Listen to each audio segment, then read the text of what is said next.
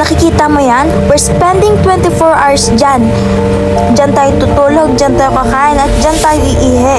Dito lahat, at kayo ang makakakita nun. I'm doing this kasi naluluma na tong terrace at wala nang gumagamit. Sobrang dumi, sobrang luma.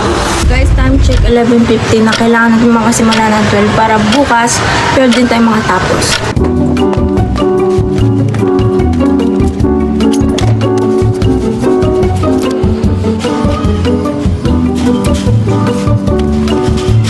Guys, ito na yung mahiwagang carpet. Ang init. Ayan na guys, biuna na tayo. Kulang na lang ay table at mga pagkain. Everyone was too stunned to speak. Guys, may electric pa na tayo. Sobrang init. Tapos na tumba pa yan. Inayos ko pa. May table na tayo guys at kulang na lang ay pagkain. Visitor ko kayo dyan. Ayan po ang ating table. Ayan tayo. Electric fan. Siyempre po tutulog. Guys, nandito na yung pagkain po. Kakain muna. Kasi anong oras na? Time check. 12:53 na.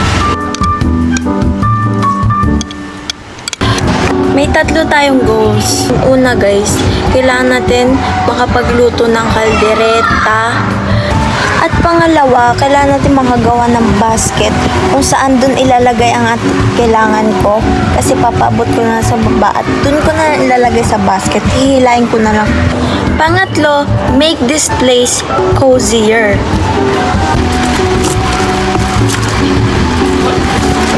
And guys, gumawa ko nito para pag may kailangan, ilagay na lang yung sa loob. Ayan, ituloy na lang siya. By the way guys, simula ngayon, 1:17, bawal na tayo bumaba or lumabas. Kaya nakapadlock na yung gate. Ayan, pakita ko sa inyo. Guys, umuulan na oh. Guys, umuulan na. Ito yung life update. Nababasa ako. Nababasa na ako. Tignan yung nabasa na. Guys, parang ako naka-quarantine. Hindi talaga ako bumababa. Promise. Sa oras na to, hindi ko na talaga alam gagawin ko dahil nabuboring na ako. Buti na lang dumating yung in-order ko na squishy kaya may laruan ako. O libangan! Kaya nag-isip ako ng pinakamagandang libangan. Ang maglaro ng ML. Ay. Guys, pinadala ko ni mama na bawas. And siomay. Siomay tayo. Have a bite. Maaari kayo magtanong kung saan ako maiihi or mag-toot. Ganun. Problema ko na yun. And minsan lang naman ako mag-toot. Kaya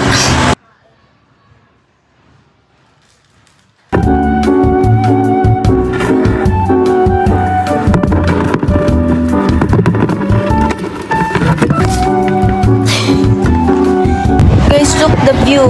The view is beauty. Guys, naiihi na ako pero hindi ko alam paano ihi. Kailangan ko gumawa ng CR dito or something. Gawa tayo CR boy. Guys, ito parang nagagawa kong paraan. Ayan siya. Parang small lang siya. Kulang na lang yung iihian ko.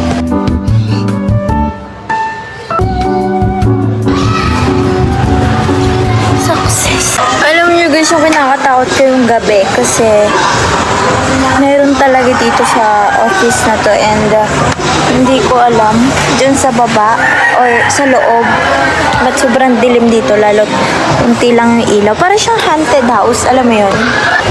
Guys, we have 18 hours pa para stay dito. Nililibang ko na lang talaga yung sarili ko and then yun, sumabog bigla yung libangan ko kaya nakakalungkot lang kasi kakarating niya lang kanina. Nagpapatuloy tutulong na lang ako sa nanay ko kasi kung wala yung basket, hindi talaga ako makakakuha ng kailangan ko. Dinala na ako ng pagkain, pero lulutuin ko pa daw. Dito tayo magluto. Guys, wala ata sunset eh. Walang ako nakikitang sun or something. Guys, tignan nyo naman. Parang anytime may aakyat eh. Meron talaga dito guys, kung di nyo alam. Guys, tignan nyo yung sunset. Ang ganda. Oh my god, ang ganda.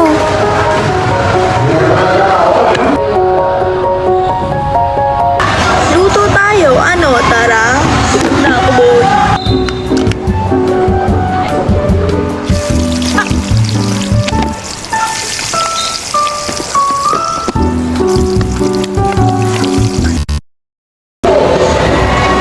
Guys, kain. Thank you, Lord. Bye-bye. We still have 17 hours and 46 minutes. Kaya kain muna ako, guys. Guys, nakakatakot dito. Sobrang dilim. Tapos, dito sa kabila. Papatayin pa naman yung ilaw dyan. The scariest part is sobrang dilim. Hindi ko lang makakatulog kasi meron talaga dito. Hindi natin alam, pero sasara ko yung pinto. Ang garay guys! May ano pala ilaw. Walang pundido kasi sabi ni Ma'am pundido. Guys, tutulog muna ako kasi nanto ko. And mamaya gigising ako ng mga 2 or 1. Kasi, wala lang, libangan lang.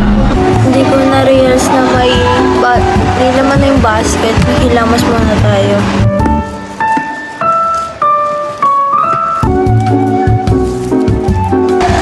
Meron damit tsaka short. Sabon. Hilamas muna.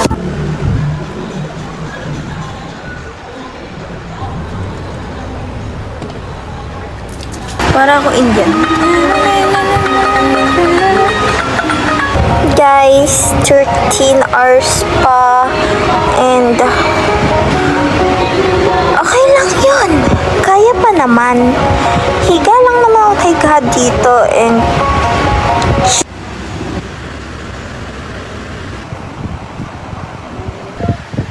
ML. Ano, Tara?